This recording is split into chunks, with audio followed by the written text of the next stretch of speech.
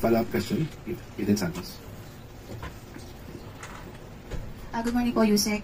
Ano po yung reaction natin dun sa ulat na mismo ang Marcos administration po ang nagbigay ng mga ebidensya sa ICC at regarding po dun sa crimes against humanity kay FPRRD? Mismong administrasyon ng The Marcos, yun po ang banggit dun sa parang the two families are being at war na sinasabi ng ICC officer, but originally first they are peace. So, nabanggit nila doon na ito yung ano niya kryptonite.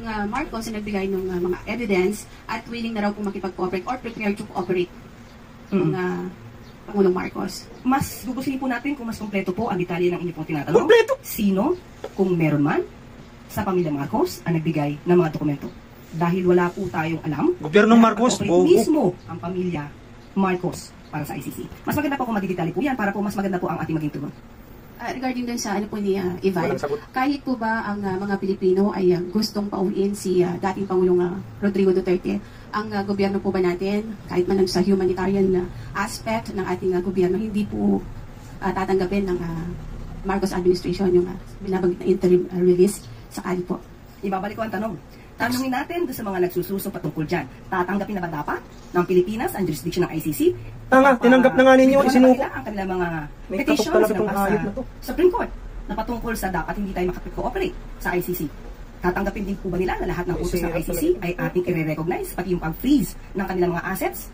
So lahat po yan, dapat ibalik po natin ang tanong. So hindi po ba pwedeng gawin ng gobyerno na tanggapin lang dahil sa kasama sa binabanggit po ng ICC na kapag binigyan ng interim release ang government ng Pilipinas ang tatanggap or ang Pilipinas doon sa point lang na gano'n. So kailangan balikan po from the start na tayo ay umatras or umalis as ICC member. Hindi po tayo basta-basta maaaring mag-initiate na dapat manggagaling yan sa pamilya Duterte. Dahil sila po ang may mga kaso na isinampas sa Supreme Court.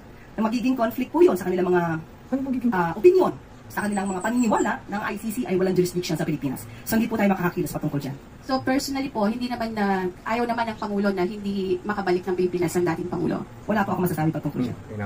Next question, Maricar Sargan.